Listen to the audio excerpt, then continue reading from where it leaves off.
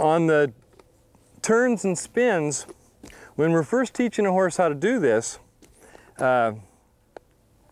it's really important that we ask for the turn at the right time.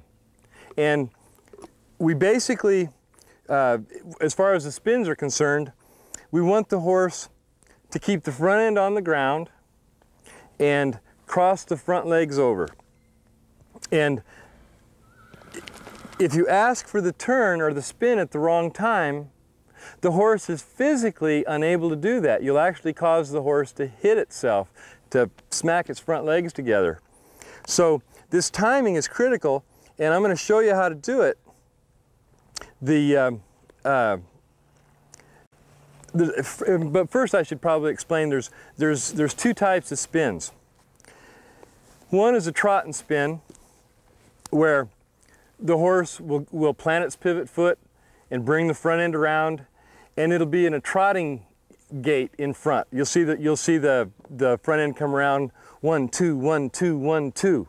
And that kind of spin, the horse stays pretty low on the ground, and it's real smooth and it's really pretty. And it's the type of spin that I prefer.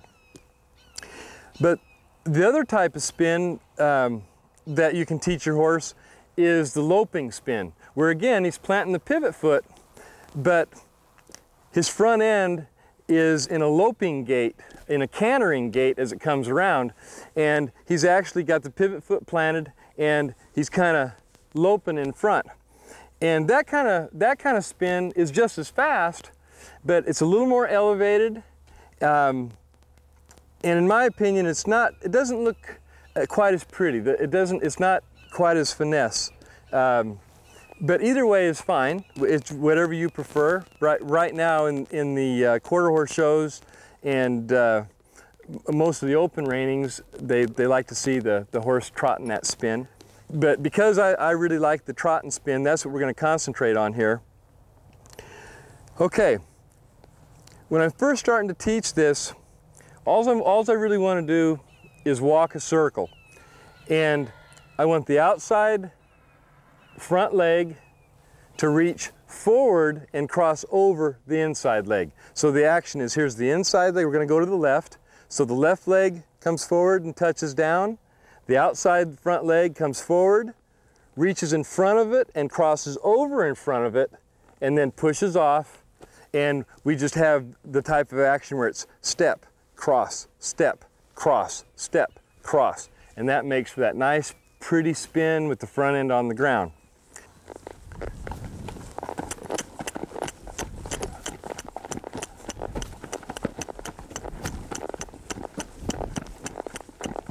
So to teach that, what I do is I walk a circle, and as I walk this circle, I want you to notice the outside front leg going forward and back, forward and back, forward and back. And that's where my timing is going to come from with the rein.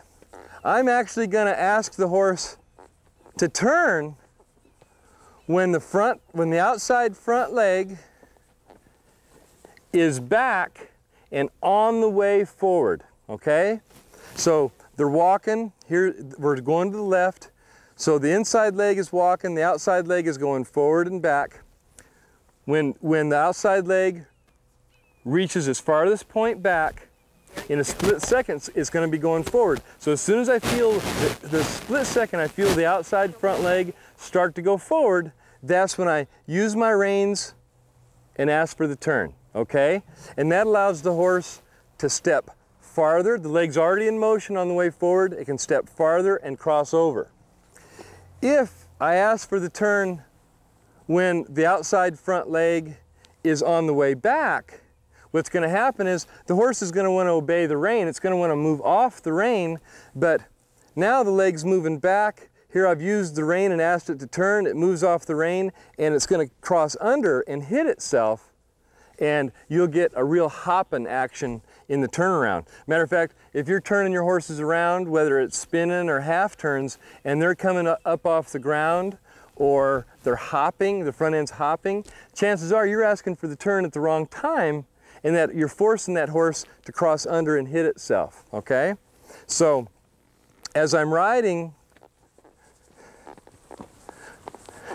I've done this so much that I can actually feel when the outside leg is going back and on the way forward. But if you're just starting to learn this, a good way to get started is just be walking and look down at the shoulder. When the shoulder goes forward, the front leg's going forward. When the shoulder's going back, the front leg's going back. And when you see the shoulder all the way back, you're going to start moving your reins and ask for the turn, and you'll get a crossover. So I'm walking the circle, and I ask for the turn now. Good. Walk the circle, ask for the turn now. Good. See, when I asked for the turn, when I said now, that's when the reins came against her neck, and so she'd move off the rein, and I timed it so the front leg was on the forward travel so she could reach forward and cross over. Now I want the camera to zoom in on this mare's legs, and I'm going to walk and ask her to cross over. I'm going to bring it down into a spin so you can see what the front legs are actually doing. Rein, rein, rein, rein, rein, rein. Oh. Okay, now every time I said rein, that's when I laid the reins against her neck, when the front leg was on its way going forward. Now I'm going to take her into a spin. Rein, rein, rein, rein, rein, rein, rein, rein.